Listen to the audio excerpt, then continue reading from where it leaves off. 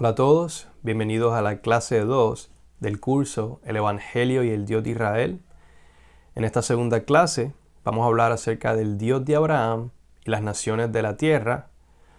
O en otras palabras, vamos a hablar del horizonte universal de la redención, pero con relación a la particularidad de Israel.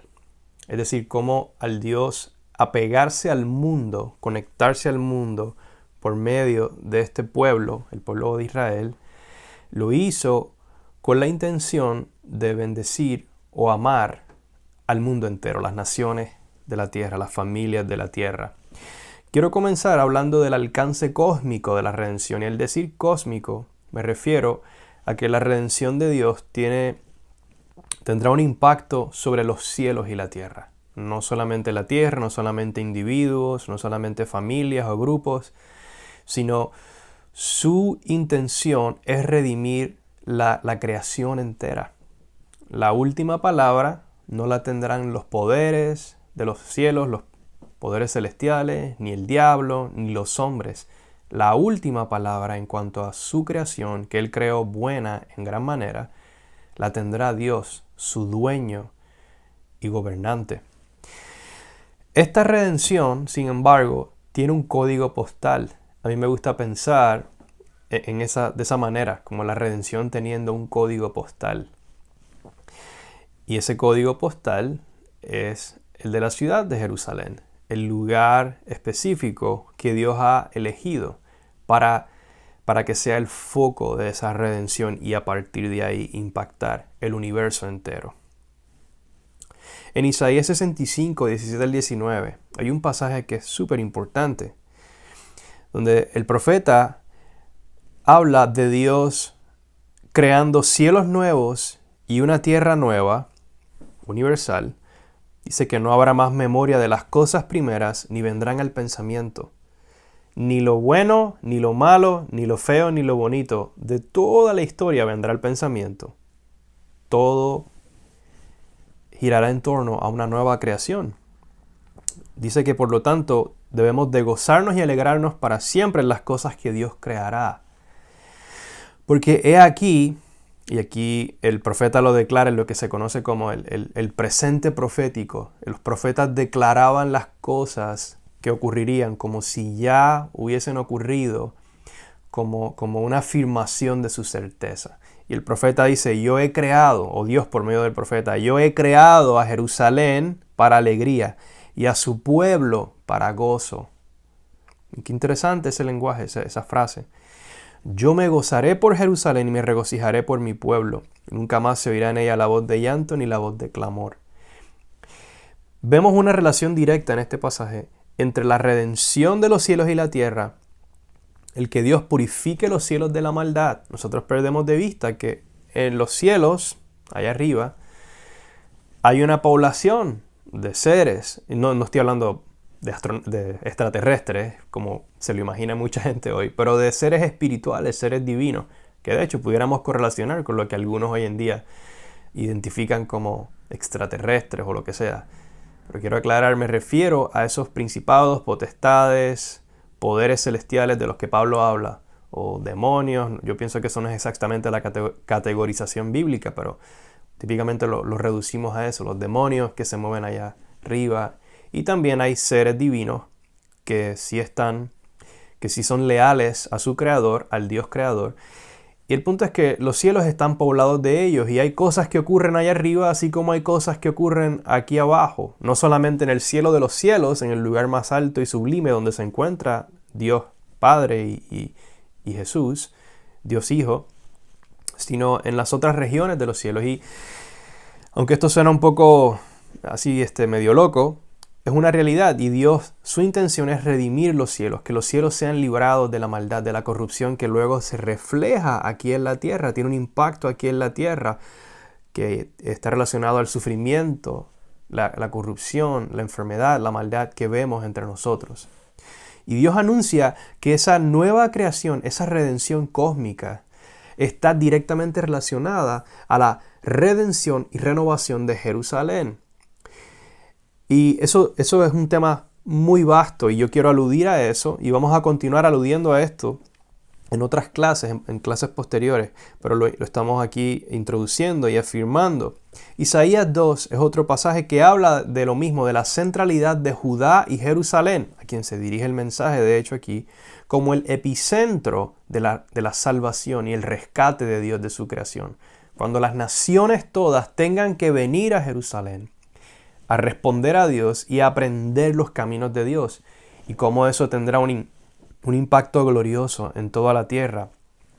Y esto ocurrirá cuando Dios restaure el trono de su ungido en Sión, su santo monte.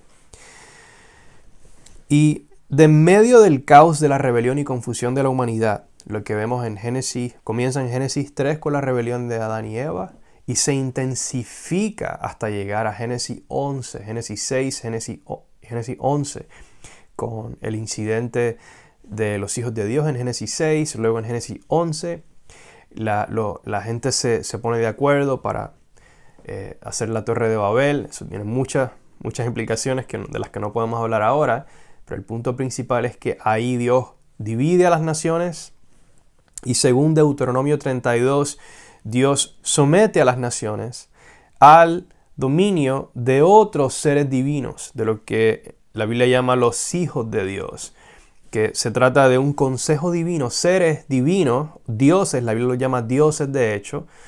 En la Biblia no solamente se llama Dios, Elohim, al Dios de Israel, al Dios creador, sino que este mismo término se utiliza para otros seres.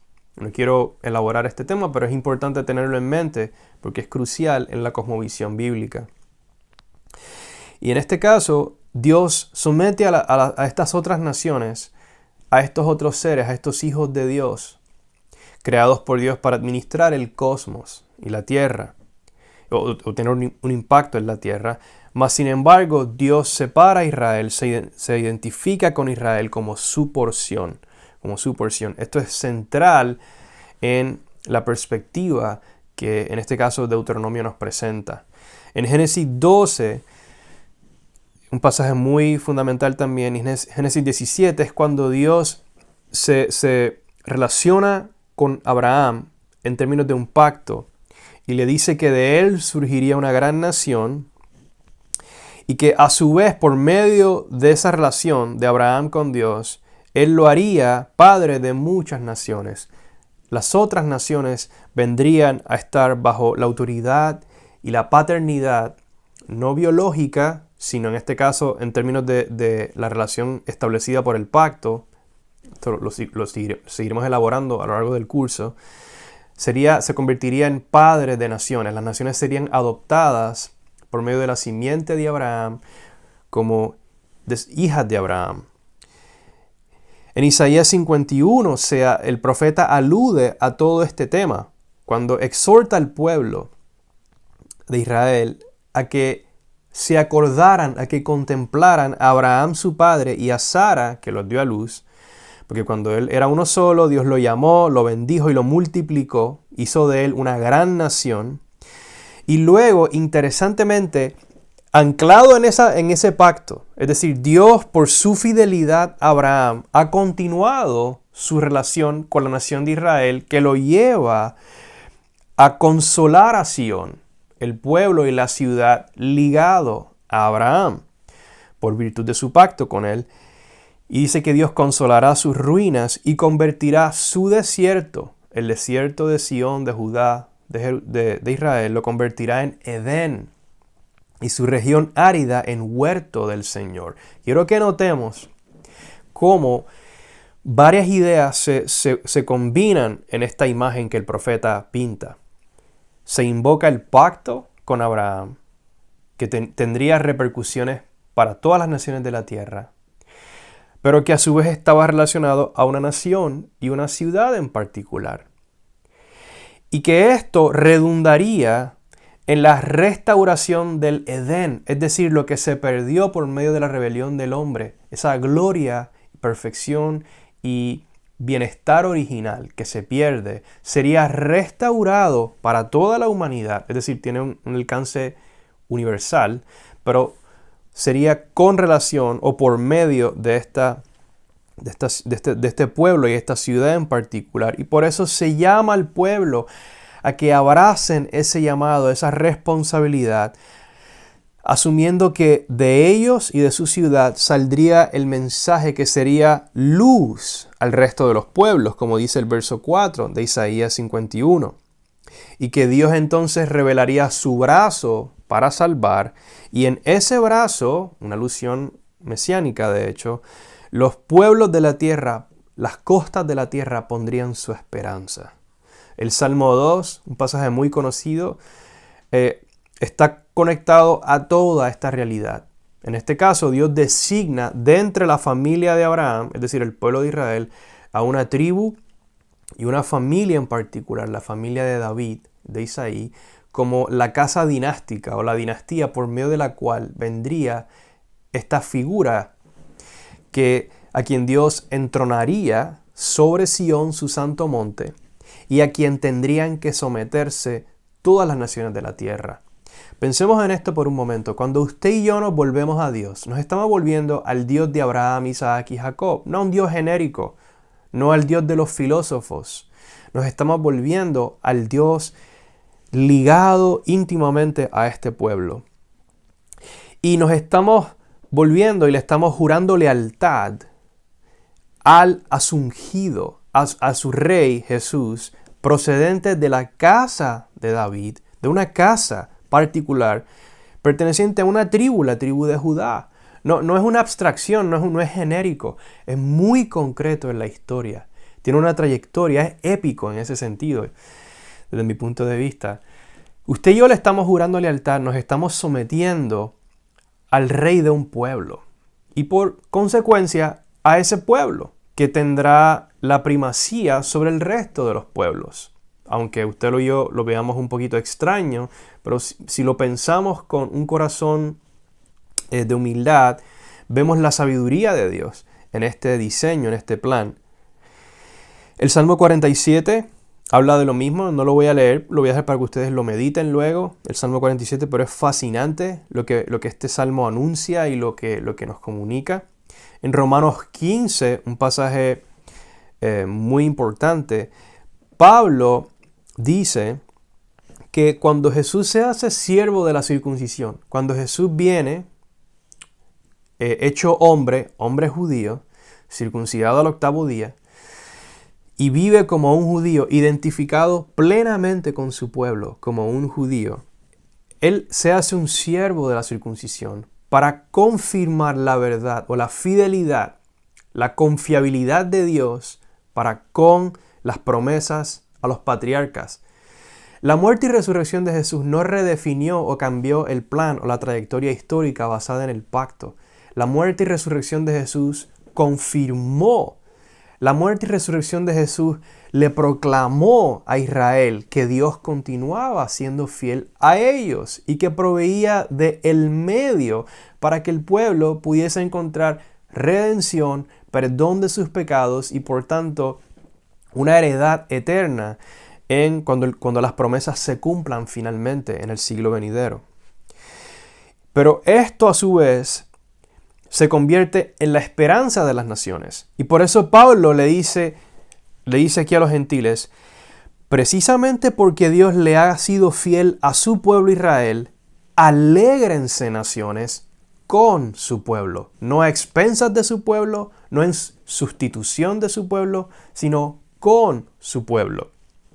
Prestemos atención, ¿verdad? A esto. Y se nos llama a alabar al Señor, naciones todas, a alabarle. Y Pablo cita o invoca a Isaías, quien habló de la raíz de Isaí, es decir, un descendiente de la casa de David. Isaí fue el padre de David. Esto es una alusión directa a la casa de David. Un descendiente de él que se levantaría para gobernar a las naciones y las naciones esperarían en él. Nuestra esperanza, al confiar en el Evangelio, al ser discípulos de Jesús, nuestra esperanza es en el Rey judío, que se sentará sobre el trono judío de David, su padre, en la ciudad de Jerusalén, para gobernar la tierra entera y que finalmente podamos tener justicia, paz y gozo por medio de un hombre que es digno de nuestra absoluta confianza porque tiene cicatrices en su cuerpo, porque sabemos que este hombre ha probado su amor, su compasión, su carácter al entregarse aún a la muerte en la cruz. Efesios 2 dice que usted y yo, nosotros los gentiles, hemos sido hechos partícipes de beneficios relacionados a lo que Pablo llama la politeia de Israel o la ciudadanía. Eso es un término que se utilizó de hecho para tratar de articular cómo es que naciones gentiles, sin convertirse en Israel, podían participar de los beneficios concedidos a la casa de Israel. Yo los invito a que mediten en todo esto. Y continuando, lo que quiero que consideremos ahora es cómo esta particularidad de Israel tiene que ver con el apego de Dios al mundo. Y mi intención con esta segunda parte de esta clase 2 es que veamos la sabiduría, la bondad y el peso tan glorioso que tiene, aún para nosotros las naciones, el que Dios se haya conectado, se haya apegado al Dios de Israel como su pueblo. Porque en lugar de tratarse de elitismo, mucho menos de racismo, se trata por el contrario de la manera radicalmente concreta de Dios conectarse al mundo.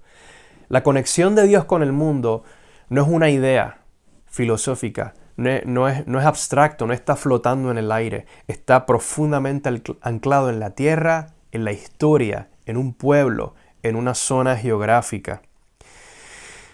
Y todo esto, la intención divina con todo esto es de hecho producir humildad, tanto en el judío como en el gentil, y que eso a su vez redunde en la exaltación y la gloria del Señor, como Pablo declara en Romanos 11, 30 al 36, donde habla de que Dios somete a todos a desobediencia para mostrar misericordia a todos, para que su sabiduría sea vindicada, sea exaltada. Oh, profundidad de las riquezas de la sabiduría y del conocimiento de Dios. Pablo declara y luego continúa. Pueden meditar en ese pasaje. Y Dios, por lo tanto, al elegir al pueblo de Israel, se identifica con el mundo, se conecta al mundo de una manera que no puede disolverse fácilmente. Hay dos autores, uno de ellos ya fallecido, Michael Wierskegrod. Él fue un teólogo y pensador judío. Él dice en uno de sus libros que el cuerpo circunciso de Israel es la presencia oscura y carnal. Y este lenguaje es un lenguaje así un poco poético para referirse a la debilidad y la humanidad de Dios, conectarse con el pueblo judío, haber circuncidado o haber separado a Israel, santificado a Israel de entre el resto de la humanidad. Dios establece una conexión específica, precisamente para que fuese una conexión real y concreta. Y Wierskegrod dice que por medio de esa presencia oscura y carnal, o débil y humana, la redención se hace camino en la historia. La salvación es de los judíos porque la carne de Israel, o la humanidad de Israel, es la morada de la presencia divina en el mundo. Es el ancla carnal o humana que Dios ha hundido en el suelo de la creación. Mi corazón se llena de asombro al considerar esta idea, esta realidad. Wierskegrod, de hecho, al reflexionar, él no fue un creyente. Sin embargo, se identificó profundamente con la tradición cristiana, especialmente con la idea de la encarnación del Mesías. Y él consideró que la encarnación de Dios en Cristo, en Jesús, visto en su contexto histórico, fue más que nada una intensificación del pacto con Israel.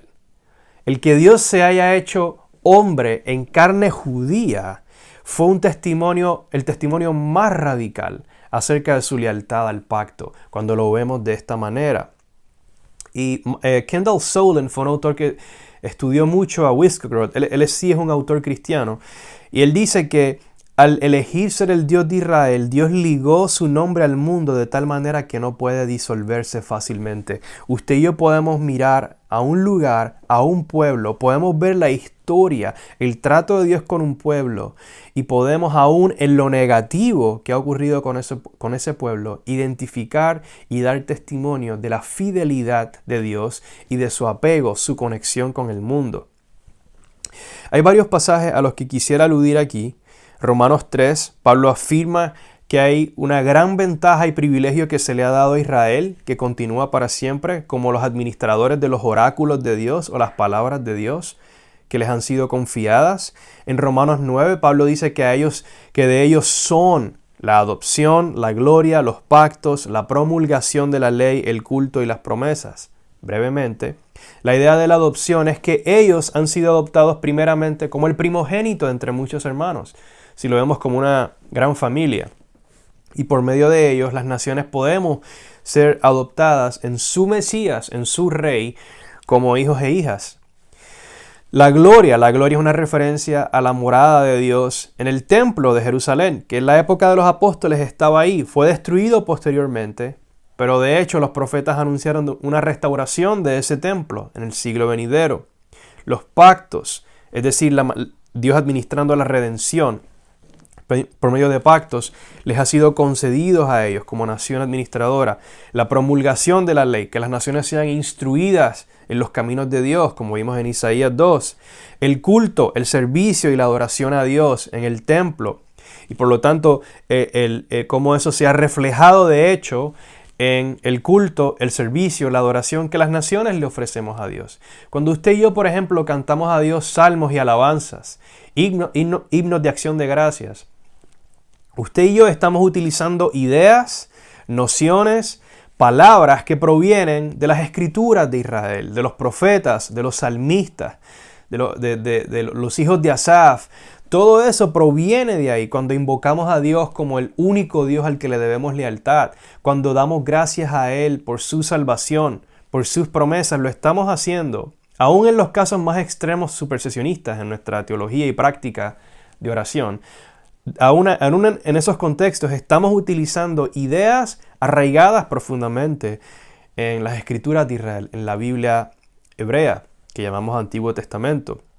También Pablo habla de las promesas que se derivan de los pactos y de la narrativa bíblica, como le pertenecen, siguen siendo de Israel. No fueron de ellos, siguen siendo. Muy importante. Para terminar, quiero hablar algo de que un autor, John Levinson, él es un autor judío también, y él comenta estas cosas con relación a la elección de Israel, y me parece muy importante que tengamos esta perspectiva que él comparte. Él dice, es muy significativo que en ambos relatos de la creación, al principio de Génesis, es la humanidad en general y no un pueblo en particular el que es creado. Israel no es primordial, emerge en la historia. 20 generaciones después de la creación de la especie humana a imagen de Dios. Israel, en palabras de un erudito contemporáneo, no tiene un estatus sobrenatural en particular por nacimiento e historia temprana, como era el caso de los mitos griegos, por ejemplo. Tampoco desciende de los dioses ni es divina en sí misma. Todas las personas son creadas por igual en la imagen divina. Las historias de la creación en Génesis, escuchen esto, sirven como una poderosa garantía para una doctrina judía de solidaridad humana y como un obstáculo formidable para cualquier intento de mezclar judaísmo o elección judía y racismo. Termino la cita. La relación de los miembros de la familia humana entre sí y con Dios es subrayada y formalizada en el anuncio de un pacto eterno con Noé en Génesis 9. Subyacente a este pacto se encuentra una teología que coloca a todos los pueblos en una relación de gracia y responsabilidad ante Dios. El posterior establecimiento de pactos con todos los abrahamitas y con todos los israelitas debe leerse en el contexto de este pacto universal. La relación de Dios, o la relación de Israel con Dios, es por lo tanto única y universal. Ningún otro pueblo la tiene, pero toda la humanidad tiene algo del mismo orden. La razón por la que encuentro esto tan importante es porque nos ayuda a ver que aunque Dios le confía este mensaje tan glorioso a un pueblo en particular, siempre lo hace desde la premisa del carácter universal o absolutamente inclusivo e igualitario del mensaje. Pero interesantemente, en esa noción de igualdad y de inclusividad, no se pierde el distintivo del pueblo a quien se le confía el mensaje y el rol y responsabilidad que ha recibido con relación a ese mensaje. Pablo tomó esa responsabilidad tan en serio que lo llevó a proclamar el Evangelio con un profundo espíritu de sacrificio y servicio, como todos conocemos, o supongo que conocemos, y como se ve reflejado en Hechos 17, donde Pablo se dirige a una audiencia completamente pagana e ignorante de estas cosas, y declara ese famoso mensaje acerca del Dios que ha hecho todas las cosas y que por lo tanto ante quien serán responsables todos los hombres ante el día en el que Él juzgará al mundo por medio de un hombre, el Hijo de David, y por lo tanto nos llama al arrepentimiento. De este modo, el mensaje del Evangelio, arraigado en la historia de Israel, la elección de un pueblo, el alcance de ese mensaje a las naciones, es completamente objetivo. Se dirige hacia un horizonte escatológico, donde Dios juzgará al mundo. Usted y yo no podemos manipularlo, no podemos torcerlo. Dios hará lo que va a hacer y punto, sea que usted y yo lo creamos o no. No es subjetivo, no depende de la respuesta humana, sino que nuestra respuesta tendrá consecuencia positiva o negativa, pero no alterará el trayecto de ese mensaje. Por lo tanto, arrepintámonos, volvámonos a Dios, pongamos nuestra confianza en su mensaje y esperemos hasta el día de esa redención final.